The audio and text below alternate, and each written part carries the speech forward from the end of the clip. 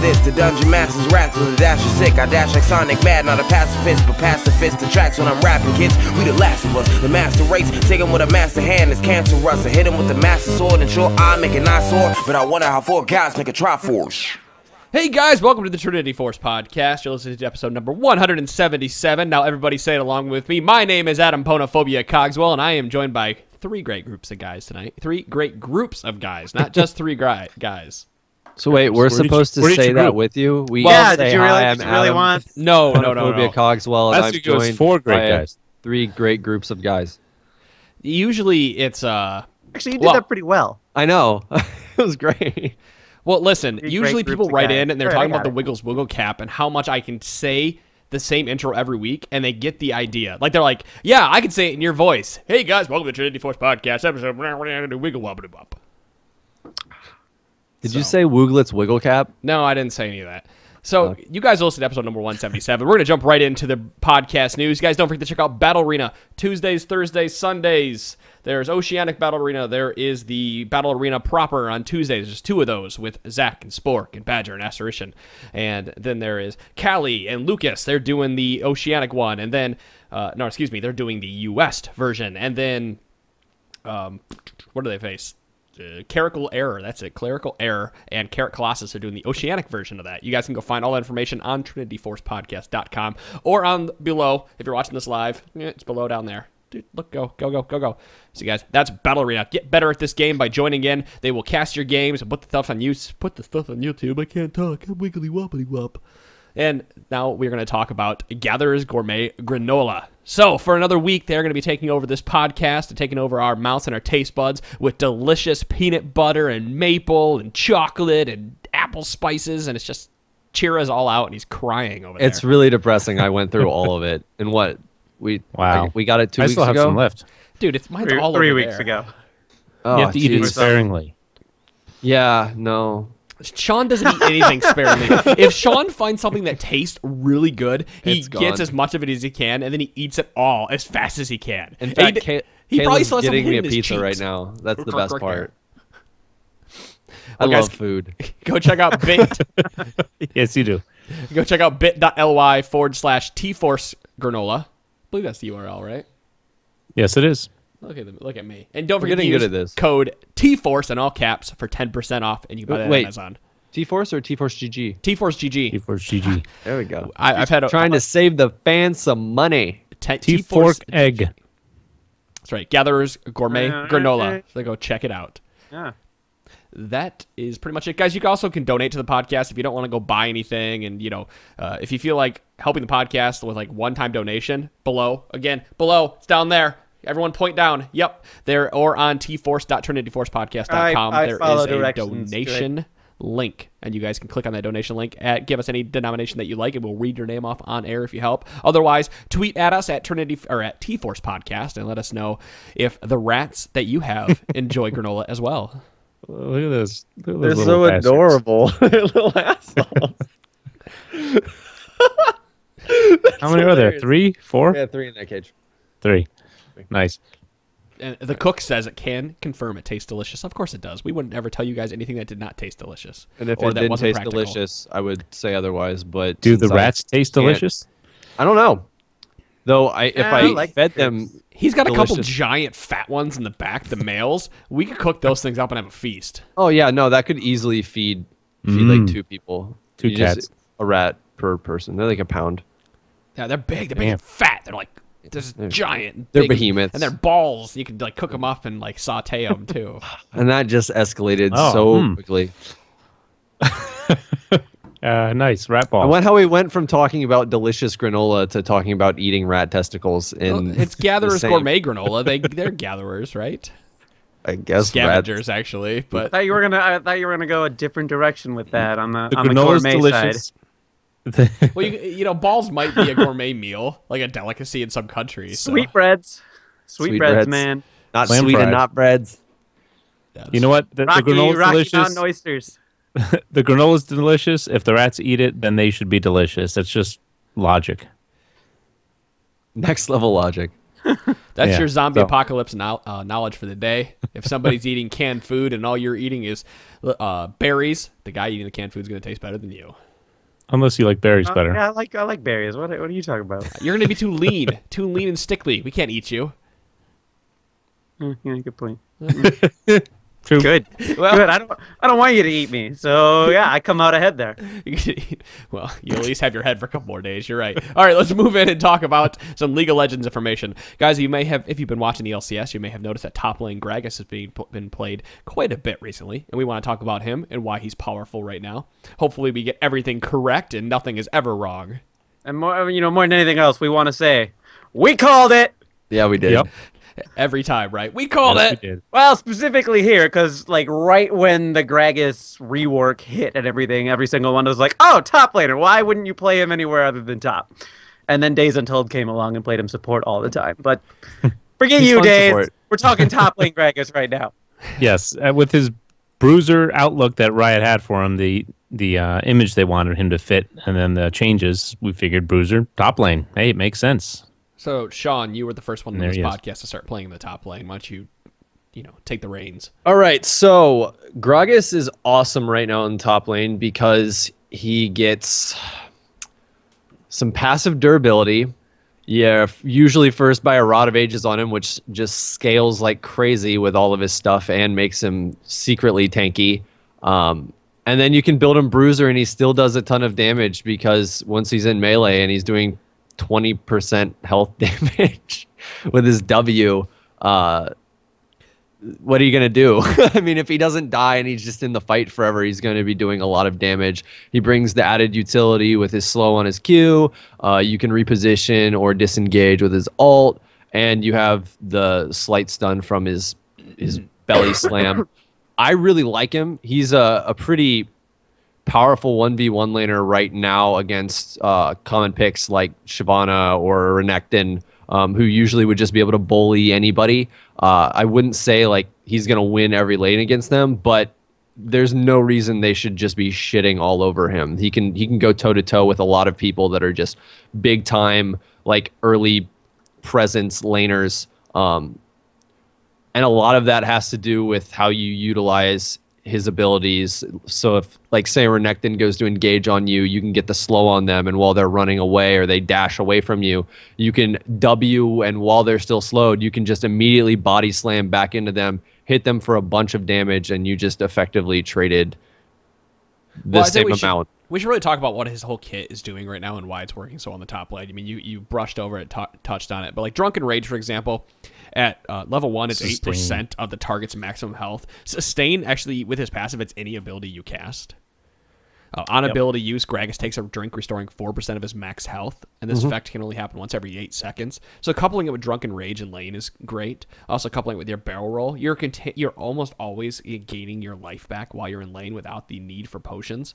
And once you get a catalyst on him, he has, near infinite or near infinite sustain. Like his mana.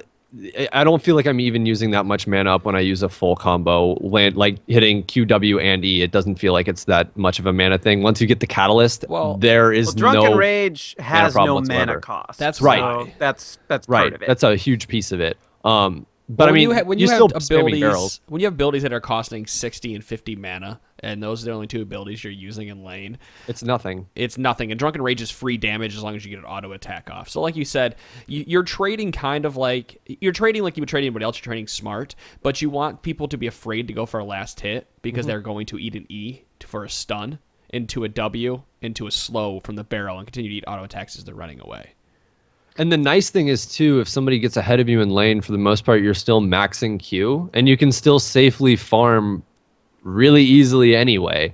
So it turns into this guy who's great at dueling if he gets forced in that sort of position, really annoying if you're going to last hit and you're out of position and somebody comes to gank, or you can safely farm if you're behind, as compared to a bunch of other top laners.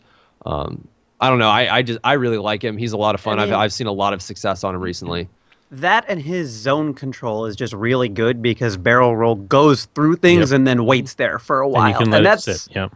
It's a really underappreciated thing on a lot of champions, but like you get to dictate where your opponent's going to go when your jungler comes up to gank top lane. And not a lot of people can do that as easily as Gragas can.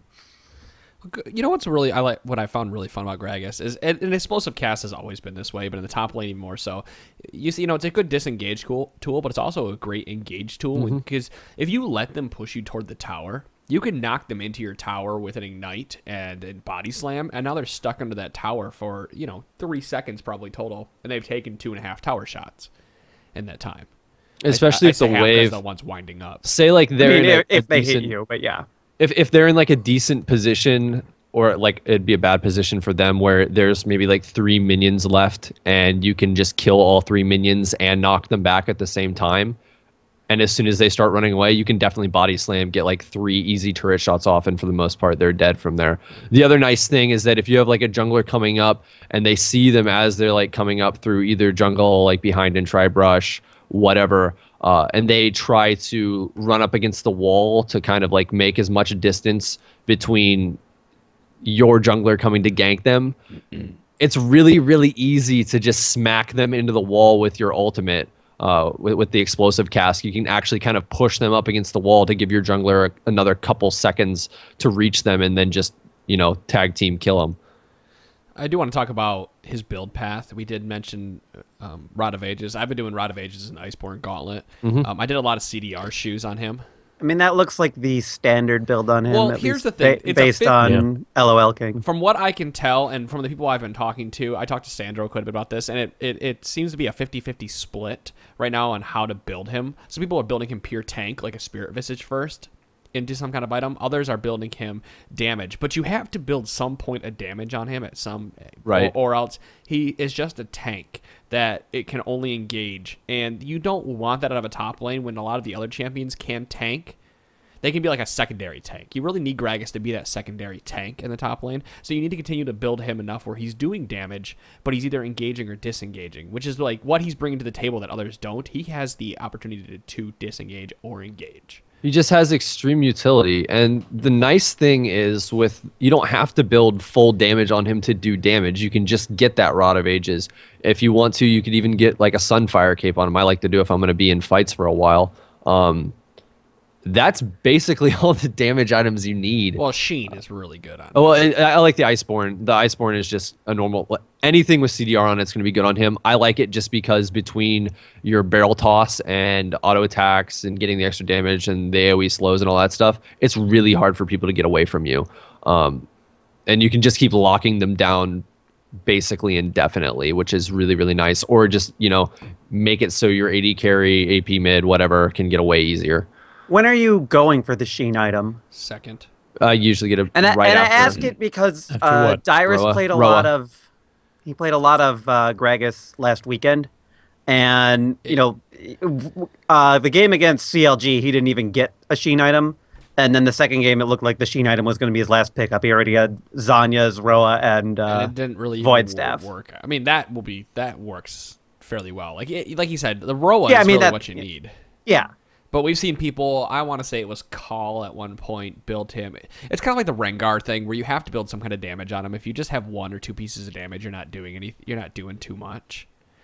I mean, Ackerman went full That's tank. who I was trying to think of. Ackerman went from, and he didn't work out he for had him at all. full tank and avoids that. I mean, they won the game. That was the heartbreaker against Complexity, wasn't it? Yeah. Well, and in Complexity Europe, threw it themselves. In Europe, Zazas brought it out their first game last week. And he went the Randy's, Broa, Void Staff, Iceborne Gauntlet, and Mark Dreads. So, standard Roa, IBG, I've seen pretty much everyone that's pulled it out over the LCS games last week. Yeah, I mean, it looks like Ackerman just prefers Frozen Heart to Iceborne Gauntlet.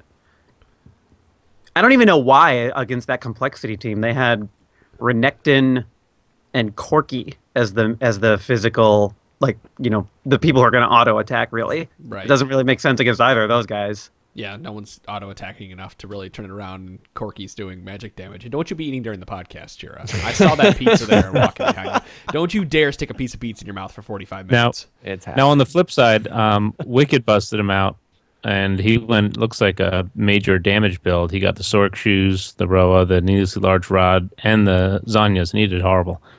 That's because He we went can't 0 play for EP 5. champs. But We've known that he since did season get- 2. That's true. He has Well, not that been. and I like how you brought up earlier about Dyrus playing Gragas, but the first game that he played him, he built him full damage, and the game didn't pan out in the end for them. So He built them almost full damage the second game too. yeah, I like that. I like the Gragas pick. I do not like full damage Gragas anymore. He's not the same Gragas he used to be, and this CDR I mean, tank. Yeah, he's not Gragas insta-bursting is people so anymore. much better. Yeah, like it seems like the CDR tank, like you're dealing so much percent. I mean, it's really the same thing It's like with Elise. Maokai. It's Or like Maokai. Elise. Yeah. Because Maokai with CDR, I mean, I played Maokai yesterday. I've never felt so unkillable on a champion before, and I play Alistar. Like it's just kind of crazy how difficult it is to kill that champion, and you're still dealing a lot of damage because of the percentage health. Yeah, that's Oh yeah. it's the percentage health that people don't give enough credit because it opens up. Because it's bad early. Well, Like, it is percentage bad health's early. not that good early. But the thing is, the longer you're alive, if you are tankier and you have percentage health abilities, the more damage you're probably doing over the course of a fight if you're not able to just instant burst somebody anyway. So I just But with what you're building to, or how you're maxing your skills, it's RQWE right now, because E's a flat 12-second cooldown and only gains damage per level, and it's really your utility. It's not your, I mean, you can build it for extra burst if you... wait, you said RQWE because it's His E, RQEW. RQWE. His E is a flat 12-second cooldown. It doesn't scale with level. No, but it does extra damage. But W, when you scaling that up, does extra damage as well per level. 8, 9, 10, 11, 12% of target's maximum health. Okay. And it gains, I mean, your bonus magic damage on your next attack is also higher. Right, it's higher. It's substantially. It's 20, 50, 80, 110, 140. Right. You could, and there is a case for body slam to put a couple early levels in that if you feel that you're getting that whole, you want to get that whole combo off before 6, or excuse me, before 11, because it goes 80, 130, 180. So it's a that huge 80 to bump. 130 is a giant bump. Yep. Yeah, so there is an argument there for 2 early points in the body slam. Otherwise, I like max it. in W second. I like the early points in a body slam just because it's one of those things where it can shock people when you do a bunch of damage to them off a slight stun burst, especially if somebody's coming to gank for you. It can make people panic, flash early, do some really silly things, and will help you get kills. Plus, since his W animation takes so long to go off sometimes, whereas the body slam's more or less just instant because there's like a wind up time on his W. I've noticed that a lot of times you'll go to swing in with an auto attack and the auto attack won't fully go off, so you won't get any of the extra burst off anyway. I prefer body slam over W anyway. W is a full 1 second cast time plus the auto attack time, so you're looking at 2 seconds to do that percentage of life damage, really. Yep. So, yeah. When it comes to Gragas, though, I'm not a big fan of Gragas in solo queue unless you really know what you're doing with him. This isn't one of those champions that I'd tell everybody right now, go pick up and start playing, unless you're comfortable with the way he plays. Because you do need to be ready to R and throw the Q where you know they're going to land, and body slam them as they're landing into that Q. That's the number one Gragas combo right there. Mm-hmm. And that does tons of chunky burst damage. And while they're stunned, you drink your barrel and then smack them as they're slowed and walking away. And you have to know how to use the disengage or engage of his, his explosive cask. So he's just not that. He doesn't snowball and carry games like in a solo queue environment like in the other champions do. He sort of falls into that same sort of spot as Shyvana in the fact that he's a threat. He can do decent amount of damage. He's going to do more late game damage just by existing, but even if they get really fed for the most part, you're still sort of more of an engaged big body than you are, hey, I'm going to win this game on my own. It's so easy to fuck your own team up with explosive cast and Janna's monsoon. And that's the one I'm notorious for just making a totally a terrible monsoon play, because you're focusing on peeling for one specific target if you're using it in that regard, and you don't even realize what it's doing to the rest of your team in a lot of cases. Sure. So yeah, you can push everybody away. And Yeah, it's really easy to fuck that all up and put that that circle in the wrong area, because if they're running and you don't get it right in front of them, you've suddenly pushed them forward even further than you wanted to. Like, well, oops, I fucked up. Yeah, and if you're not communicating with your Ori and you ult and she ults, you knock them away, then Shockwave goes off. And there's that slight delay on the ability as well. So if you're like slightly out of range and you go to cast it and they get that little extra step, they're going to go flying in the exact direction you don't want them to go. Right. So, yeah, not one I'd tell everyone to go Practice. pick up right away, but if you want to play them as normals, practice them quite a bit, and find out what build works best for you, and how to play him best for you is how to talk about him. But he is powerful right now, and it should be played by some people. Mm-hmm. So we can go on and move on the conversation next to a bit of Sona. We're going to go some PvE discussion at this point. I'm going to let Dom spearhead this one in a moment, but Sona is getting a rework on the PvE to make her more usable for it. I guess it's just overall more usable and more fun to play. Well, that's the big one, and they're doing it kind of different than they have with reworks in the past. They're taking a lot of they're letting the PvE community in on like kind of the iterative portions of it. So she went to the beta way earlier than other champions. So we won't see her until 4.13 at the earliest, because next one's 4.12, right? 4.12 hits this week, in fact. This early next week, yeah. Well, because it has to hit before the 17th, right? Because the 17th is the Doom bots. I think that's what it was. Yeah, it's hitting the 17th. That's when the next patch is going to be.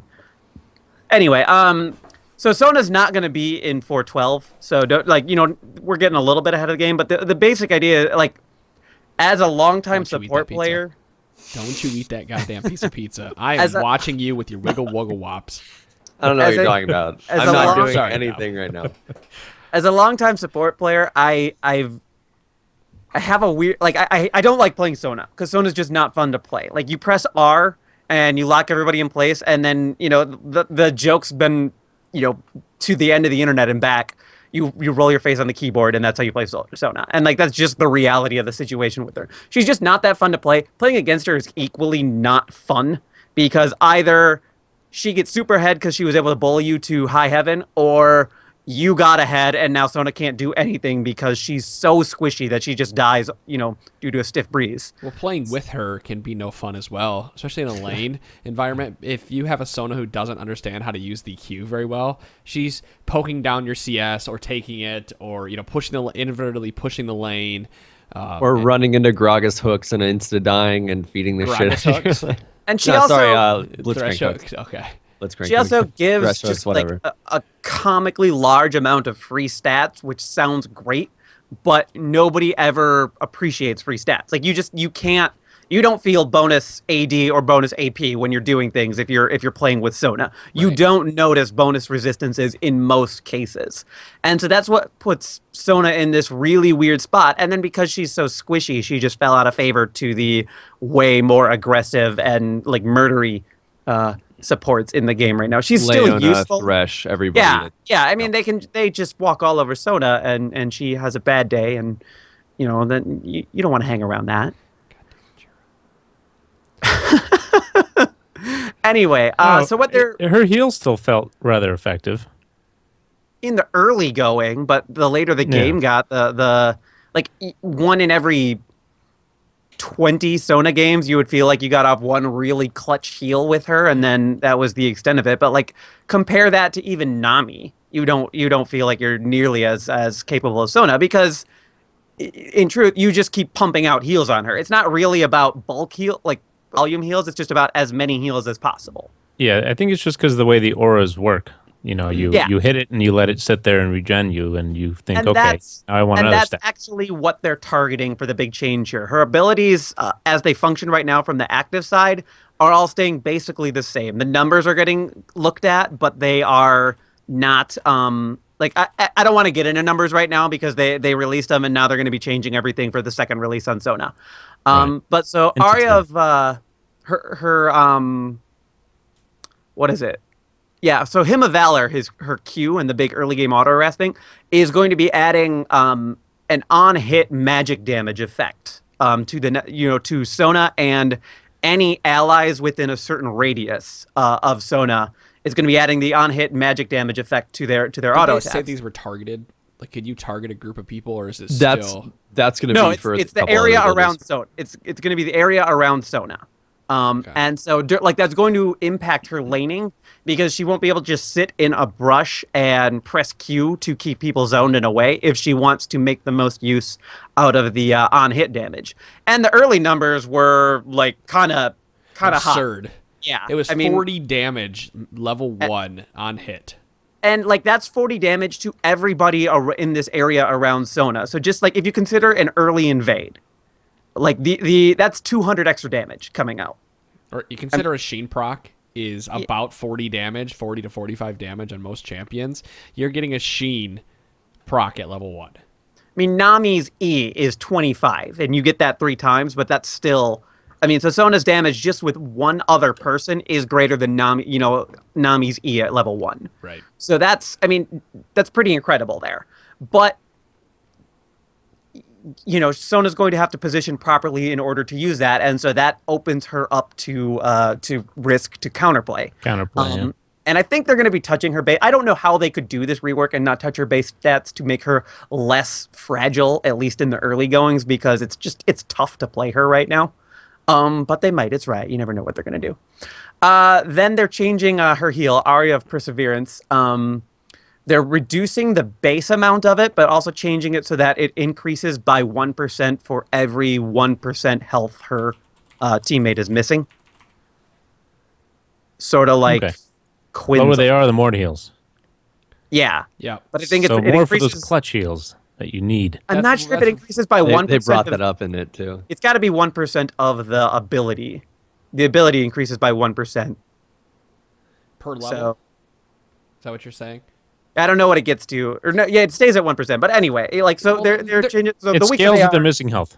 Yeah, they're changing it so it can be more of a clutch heal than it is a keep you topped off type of heal.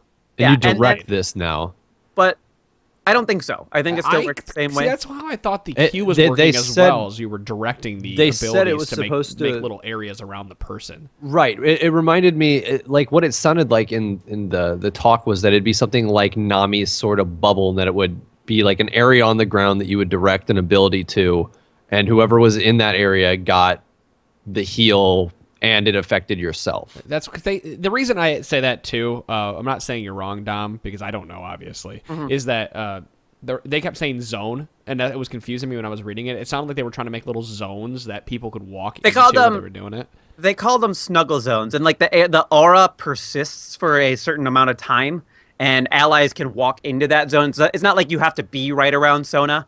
In order to get it, you can I think it lasts for 3 seconds or something, and they can walk into it, and then they get these bonus effects. So that's why it sounds like she can direct it like a skill shot where she wants to. Sorta. I think it's still you push a button, and then the aura appears, and your allies got to run to the aura. It's still around Sona, though. I don't think they get to direct it in that regard. She's gonna play a song at a spot on the ground, and the more people I think it's like it's almost got a conductor feel to it. It's like she activates her aura, and that kind of directs her allies to what their next action should be. And that's what they said. The big design piece to this was, instead of getting bonus stats and then not knowing that you had the bonus stats and doing nothing, now there's going to be a visual cue where, hey, she threw this in an area. That means you should be going in right now and doing all you can with the ability that she just used. And as soon as it's gone, back off. I mean, we'll touch on the other, because Aria Perseverance, the heal, the zone aura ability is going to be a short duration shield. So, like, and that is, I mean, truthfully, if you think about it, it's really no difference than giving somebody bonus resistances and everything. But your teammates are going to be aware that they have the shield, and they will be able to act because of that. And you are going to have a more, I mean, you're going to feel better if you get a clutch shield off on somebody, is just the reality of it. Yeah, when you compare that to, like Dom, you said earlier, people don't realize they have bonus stats. Like, you look at Galio, he gives you bonus magic resist when he puts a shield on you, but you don't feel like you're tankier unless you know better, unless you understand how that works. But everybody, look, there's the big boy rats. I'm getting really distracted tonight. But if you're looking at like a shield, like a bloodthirster shield or a barrier, you know what white, we're gonna call it white damage, or white healing, white life. We're gonna call it white life. Yeah, you know what white life looks like. Yeah. Yeah. You know what you can do with white light. You don't know what you can do. I mean, and Sona's, it was only, I have it in front of me. Like the aura itself is just, it gets up to 10 armor and magic resist. That's, by the time you have that max rank, that's a pretty negligible amount. I mean, every little bit helps, but What's at that 10? stage of the game, 10 really isn't that meaningful. And it's doubled if somebody gets healed by it, so that's nice. But I mean, 20 is a little bit meaningful, but in the grand scheme of things, a shield is going to be much more beneficial because that also works with the person's existing resistances. You know. So did we talk about her E? With the... E doesn't really change that much. Like it lasts for a shorter period of time, but it's a much higher amount of movement speed that you get. But at the when all's said and done, it's still movement speed. So that's going to feel very familiar to everybody else. And that was the most easy to identify out of all her abilities anyway. Yeah, and then you were moving quick when you used it anyway. I don't know. I noticed it, but that doesn't mean everybody else did. Yeah. I think it's gonna feel like Kale's heal right now. How it gives you that kind of bigger, short duration movement speed rather than like it used to give you a small movement speed boost that lasted for 10 seconds or something, right, DeClaude? I'm not sure how long it lasted, but yeah, it was a short. Why do I think you're the historian here? Oh, well, I know how it feels. I was one who actually noticed celerity. Like I would go next to a Sona when I was retreating or trying to pursue somebody because I see the purple and I'm like, all right, good, we're going to catch him. But this seems, I kind of like it because it gives her that extra boost to reposition to get her in a position to use more zones. Like that was the idea. It gives her a much higher amount even than the... To scoot all over the place, yeah. So, I mean, that's the idea. And she can save people with it. You know, it's like, oh my god, I got to get over there and save him. Boom, hit the celerity, get the movement bonus. Then she doesn't have to waste the Talisman of Ascension. She can use celerity to get to them and then use a Talisman to get them out. So I see cool plays with that. And then Crescendo still does what it has always done. They've cleaned up the visual side of it so that, like, when you get hit by it, you will be in the air. Like, because I think right now the skill shot is narrower than it actually stuns. No, I think it stuns for a wider area than it actually looks like it shows. I think it does. Oh, okay. It does. I might be wrong about that. A little but then further, It's also going to give passive bonuses to all of the other abilities. Like for Q, the Q is going to deal additional, or the auto attack modifier is going to be even higher than it was for every rank of Crescendo that you get. So when you rank up, you get a little spike. Yeah, let's give an ability that's got 60 plus damage on it. So let's just add another 20 to that or another 10. I think it gets up to 30. So yeah, it's like 100. It's going to be kind of... Everybody gets that. That's I mean, they're going to tone that down, I think, but it's not... I mean, passive effects, yay. The big thing that I'm worried about is the increase on the cooldowns of her abilities. Because right now they're all at a flat 7, except for her ult.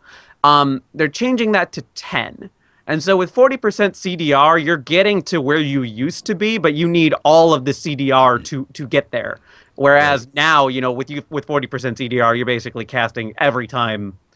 Like you cast all of your abilities, and then the first one is back up again. Just because they might fix that throughout the testing phase. So we'll see. It'll be interesting to see what happens there. I don't have a problem with that. I think if the numbers were to stay how they are now, giving somebody an extra 100, giving your group 100 damage every 4 seconds, like it is in the current at max CDR, is too much. So you need to balance around that. Not to mention you're also balancing around clutch heals rather than just a flat mount. You're now balancing around percentage of life heals, so you could potentially heal for more for the same amount of time. What I'm worried about is how this is going to affect her in the early game, because she already is feast or famine, and right now, without seeing changes to her base stats especially, it's really difficult to see her being successful then. Have we looked at someone like Karma and the cooldowns on Karma, for example, with her Q? Because Karma only has one poke ability, just like Sona does, but Sona now has to get in range to auto attack. When really Sona is empowering, or what's the cooldown on the E on Nami? For example, because you're empowering. You're asking me to pull up a lot of stats. Karma's Q starts at a 7-second cooldown. Okay.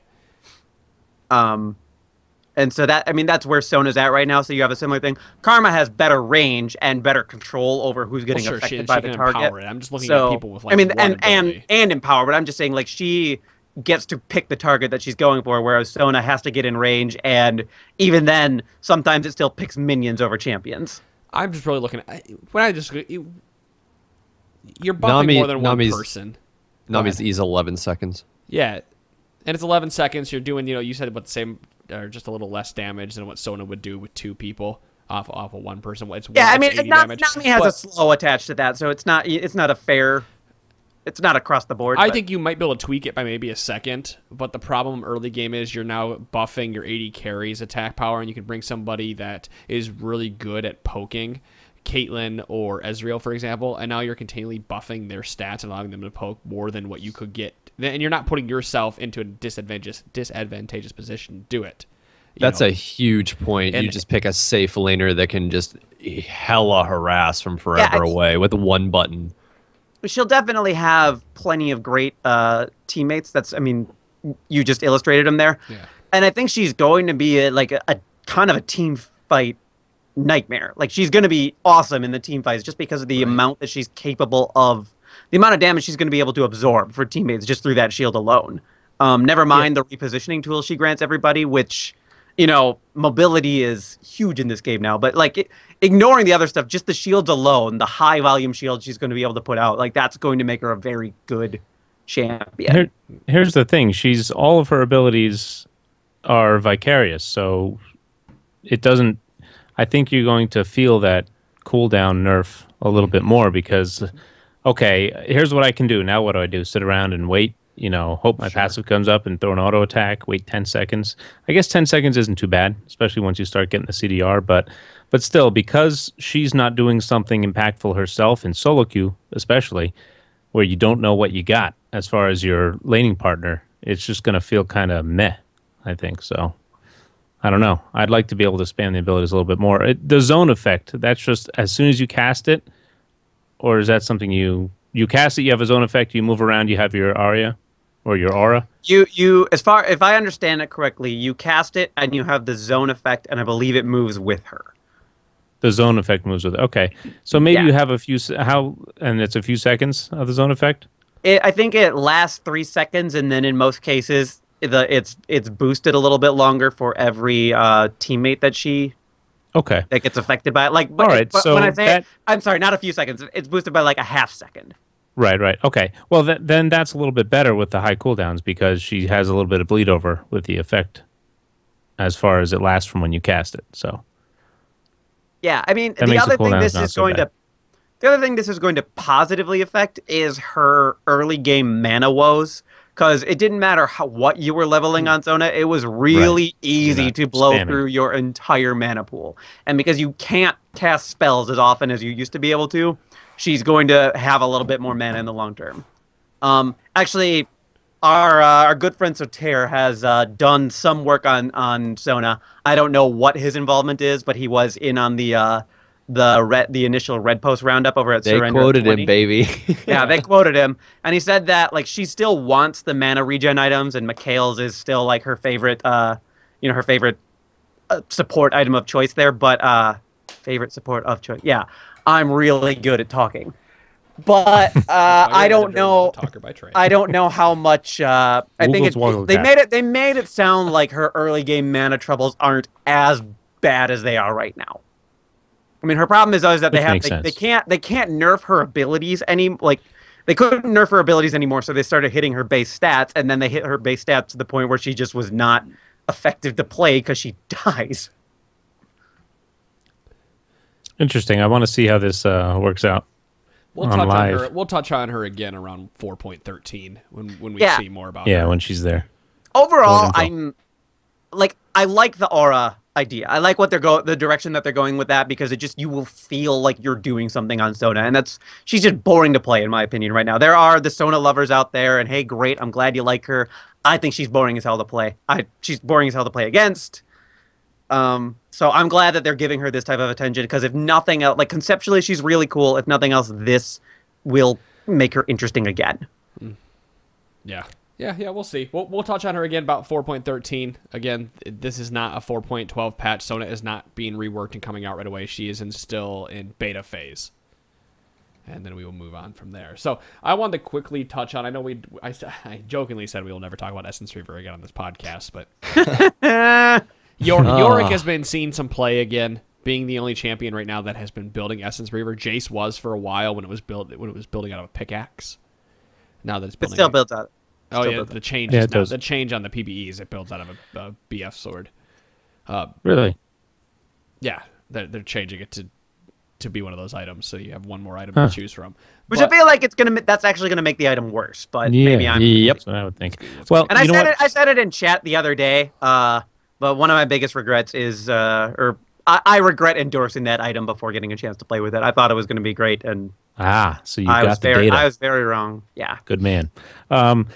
I saw a couple weeks ago. It was Soaz and Freddy busted out Yorick in the LCS, and they didn't build Essence Reaver at all. They went the standard build, and they did pretty good.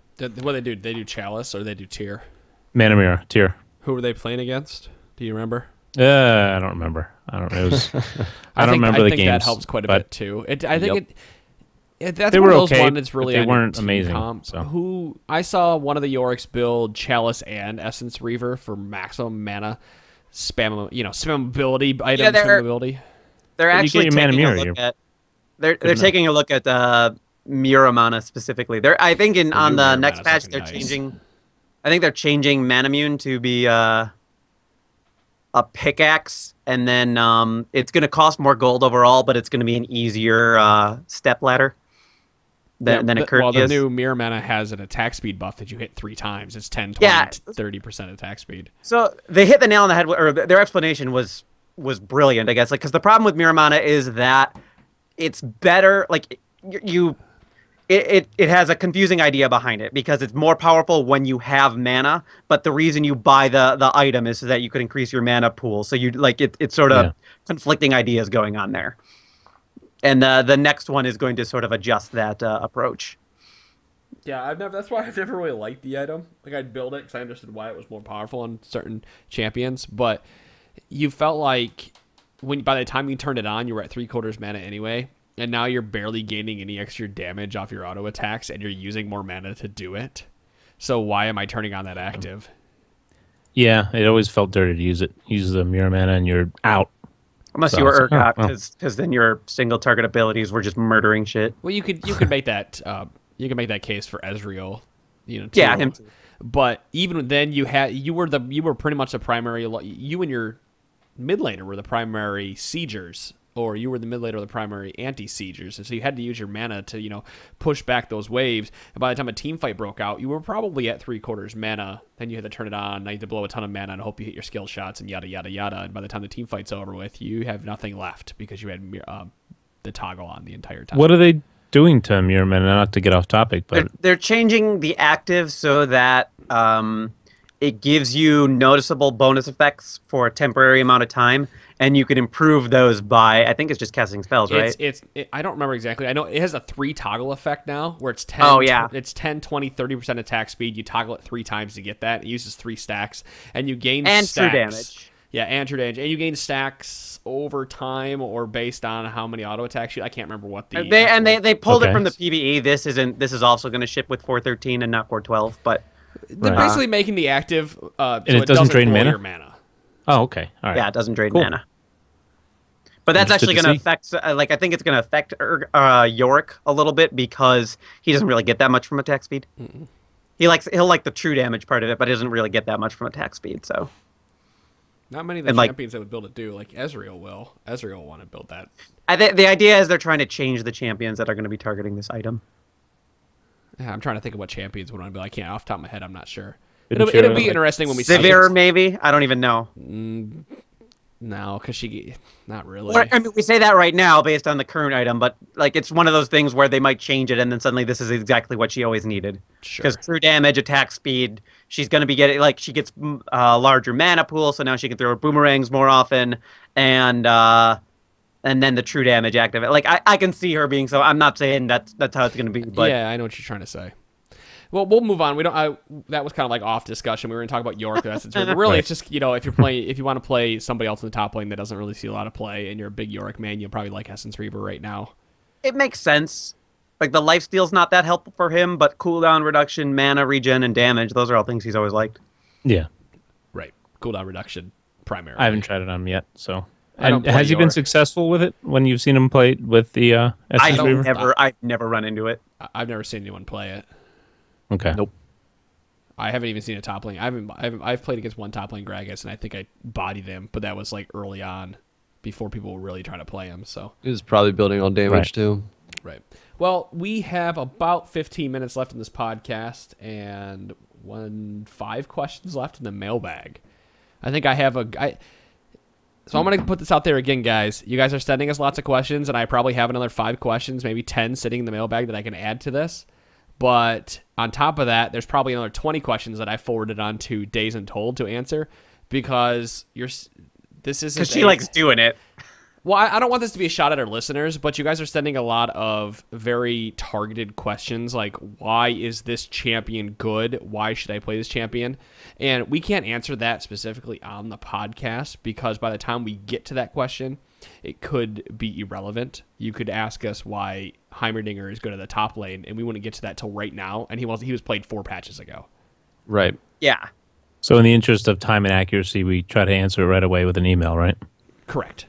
The other thing is that some of those questions like that end up pertaining really only to that specific listener. And while, other listeners might benefit from it, like we prefer to answer on-air questions that a lot of people are going to benefit from. So that's the other thing. That's not to say don't stop Oh, sending we love them. questions. Questions are the best.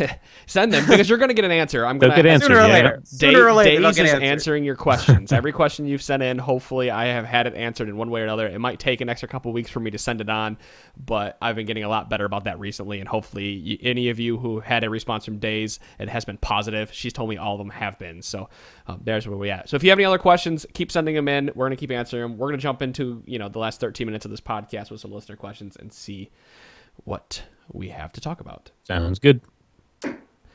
I like this first question. Rickenheimer writes in, how do I prep my lanes to take objectives? That's a really good question. Well, It sort of depends on the stage of the game. Look at the stage. Yeah, I was just going to say, look at the stage of the game. Mid to late game, you get the other lanes pushing, so you can all push another objective together. And we've talked in about one slow way or push. another, it's almost always involves pushing.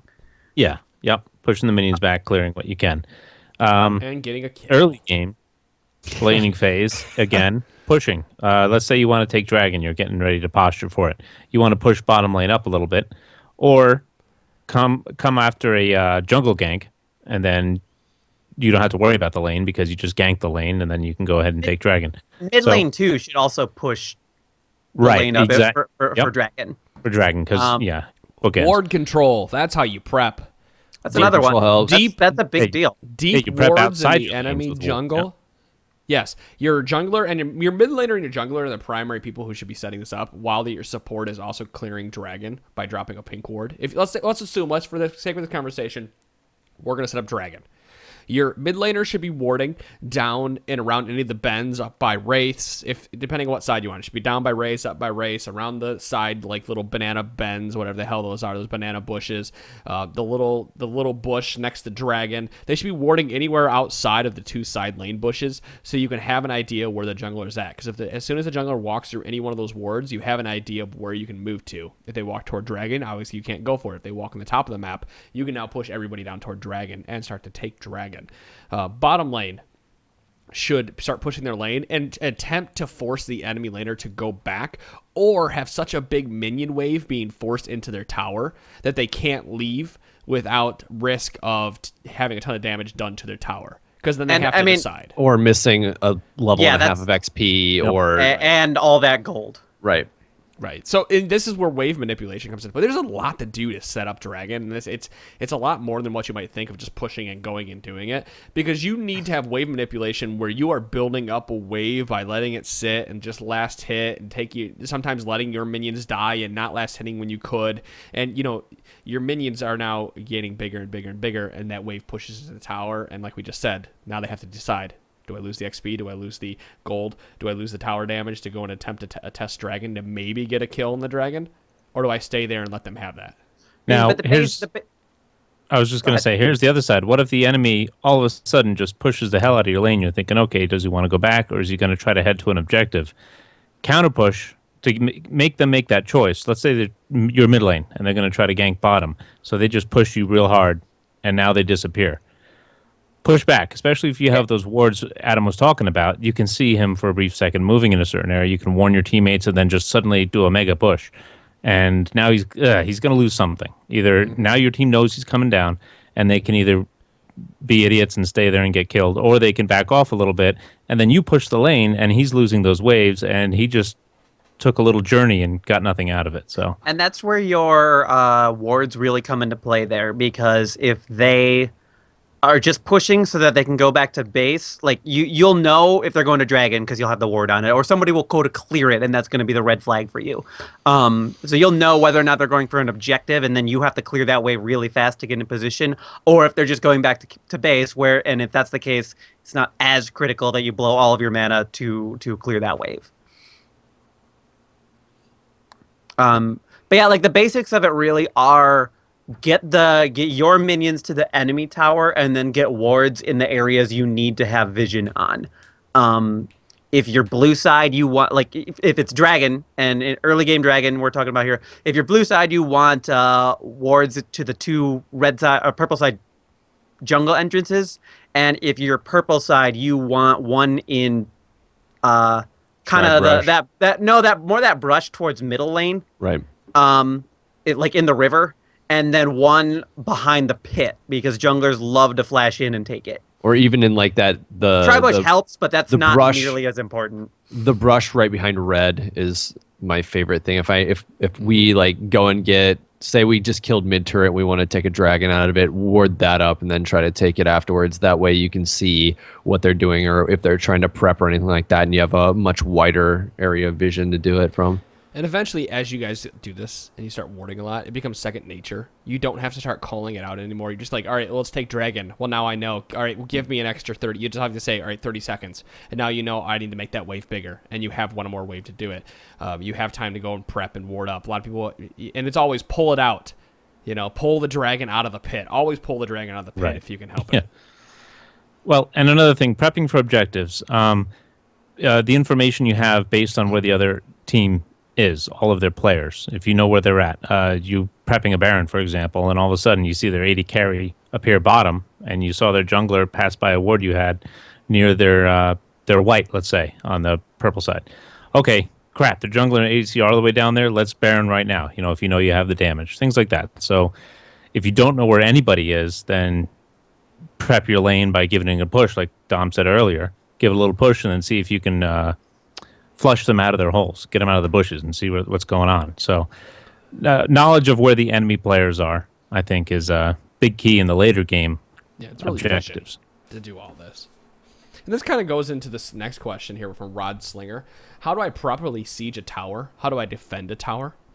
Still, it's kind of along the same vein where it's about control and vision. I know I say control with a very ambiguous answer, but well, we can start with properly sieging a tower. To properly siege a tower, you need to have your AD carry, one hitting the tower. You need your AP mid helping to clear the waves, and you need to create zone control through what your champions can do. So they need, when you are sieging a tower, they need to be afraid that at any time you could catch somebody out of position, blow them up, and then get out. They also need to be afraid that you can take the tower at any time by by having your AD carry continually smack it. Even if smacking it once or twice during that time is better than not smacking it at all. And 3, you need to have better wave clear than the enemy team does. Faster wave clear, really. You need to be able to clear the minions faster so you have an extra second of minions up on the turret. To really properly siege a turret. But really, in my opinion, it's a zone control. The threat of being dove is the threat of somebody being picked off, is the threat of a hook landing, whatever it may be. I like the whole vision as a whole sort of cop-out answer for this, just because say that you're pushing a turret in mid and they have like an Evelyn, a Fiddlestick, somebody that can kind of like run up, hit a bunch of people, just kind of anybody that can do a lot of stuff and just be kind of a menace in a situation if you're all grouped up trying to take a turret. If you don't have all the areas that those people could potentially engage from, like, warded out, or you have vision of those areas so they can't come in, you're probably going to get engaged from the spot that you don't have vision from. And you would be surprised how many times, hey, you feel like, oh, you don't know where so-and-so are. I'm going to try and hit this turret. The turret only has 3 hits on it. Let's dive them. The AD carry can get the 3 hits off on the turret, and then he ignores it. And so-and-so engages from the bush that nobody had warded. And next thing you know, there's 4 people dead, and they just took 2 of your turrets. So yeah, I like the vision answer. Yeah, and the wave clear answer is good for if you can win a fight 5v5 and a turret, against them. If not, if you got to worry, if they can kill you easily at your turret, no matter what you do, don't try to defend it. You got to back off, go to your inhibitor turret if you need to. So that's where it gets a little scary. But if you're clearing the waves as best you can, you are giving them less incentive to go ahead and try to attack you right then and there. So wave clear is a big part of it, and hopefully your mid has some decent wave clear. Another thing is counter moving the enemy around. If you can reposition the enemy initiator when they do come to dive you, let's say that Maokai comes in with Twisted Advance, or somebody comes in to engage on you, and you have Vayne, for example, condemn them away from the turret. Don't condemn them into the turret. Think, I'm going to get the Sun here, and she's going to take turret damage. No, he did what he needed to do. He initiated. Now his team is attacking you while he's soaking the turret. So keep that in mind as well. Get their initiator out of turret range so that it refocuses and hopefully hits that carry who's coming in thinking, his tank is soaking the turret hits. And then they have to play the juggle game because you are forcing their hand in how they have to maneuver. So that's something when it's harder, when they can dive you and kill you at your turret. These are the little tricky things that you can try to do to stay alive and not surrender, because that's what I like to do. Dom, this entire time you had like the most focused look on your face. A while back, I looked. I was going to say something about Farside Orb, but then we got so far away from. So I was pulling stats up. We got so far away from it that I don't even remember what my point was going to be. Yeah, Wednesday we need to talk about Fireside Orb or Scrying Orb on 80 carries. Because that's been a thing for a while. That's good. Yeah, well, we can touch on it now. We got a few minutes. Is it going to be an in-depth discussion, do you think? I think it could open up to a big. I mean, as far as I know, you're the one who's been using it more than. Well, let's go for it. Why would you? When do you get the Scrying Orb? When do you pick it up? What point in the game on the carry? And why? After laning phase is done, so you can have extra vision, because you're not as an AD carry, you are almost never in a position where you should be dropping a ward to help the team. Or sweeping wards, because you should be behind somebody at some point in the game. That's the key reason. If you are in a position where you can be dropping wards, odds are good you are at considerable risk, and you are kind of the most important person on your team at that point in the game. And if you're in a position to sweep wards, they see you, and then they can do something to you. That's exactly right. Right. So a lot of people have been buying the Scrying Orb because it gives a piece of vision where you don't have it, for that brief second. But when you are doing something like Baron, or you are trying to push down mid lane, and you have the entire right side of the map warded, but not the left, now you can Scrying Orb into those bushes or at red or wherever you think they might be, and have an idea where they're, like Dom has said past. Dom has really been a proponent of this, the Scrying Orb. Now you know where they're not. Yeah, knowing where they're not, even for just 2 seconds, is a huge, huge advantage. Like, it's so much information for you, and you can make a lot of decisions from there. The other thing is that players like to, maneuver in and out of brush to cancel auto attacks and that type of thing, just to manipulate their opponents. And the Scrying Orb, like if somebody goes into brush to try and juke you, you now have the Scrying Orb that will reveal that area, and they are fucked beyond all hell. Because you revealed that area, and now you can keep murdering them, and that's your job. That's what you get paid to do. That's why you're in the big bucks. I think the effectiveness of Scrying Orb is in the fact that with the vision changes, the way they happen, once you sweep something or put a pink in an area, you feel safe that it's dark. And then all of a sudden the enemy scries it. Oh, you didn't expect that, and they can do it at any time. So now you have egg on your face. You're stuck there with your mouth full, and the waitress comes over and says, How is everything? Oh, I hate that. You know, The first 20 so- seconds, right? it's helpful. Right. You know, I'm it's not telling you as an ADC not to buy wards, but at the point in the game when you start buying Scrying Orb, your inventory is full because you have Adorans, you have boots, and now you have pieces to build the next item, and you don't have room to buy a ward, and now you need to be behind your team. So that you, as an AD carry, have more points in the game where you don't have a free slot, unlike the other champions. I mean, and the other thing worth noting is that this item has been changed considerably since they added trinkets to the game. It started out at 2,500 range, and it's up to 4,000. yeah, it's a lot better. That's a way better. And now it's 2 seconds instead of 1. 2 seconds of revealed area. Right. So it's way better. And then if you, I mean, I don't know many marksmen that are going to be going that far into utility, but if you go into utility and take the range bonus on it, that's 15%. It's like supports who decide to get that, they could be getting a ton of bonus vision from that I item. still want my support to have a... No, I think supports are better off getting sweeper as long as marksmen are getting the item. I do believe every team needs one of those on them, but I think the marksman's the best candidate for it at this Well, point. now it's situational though, so be careful. If you got a Rengar creeping around, or you know you have to fight in Akali, you can get the upgraded sweeper because that's the counterplay. Use that. I didn't know there were The more the batteries on merrier. Summoner's Rift. What's that? I didn't know there were batteries on Summoner's Rift. No, not alkalines. Akali. Akali. No, she's not from Kali. Well, Akali. she's not a battery. All right, you know what? Then now you're going to start talking about pronunciation. Let's talk about punctuation. She has 2 commas. All right, so that doesn't work either. Oh my god. But she makes it work. Oh my god.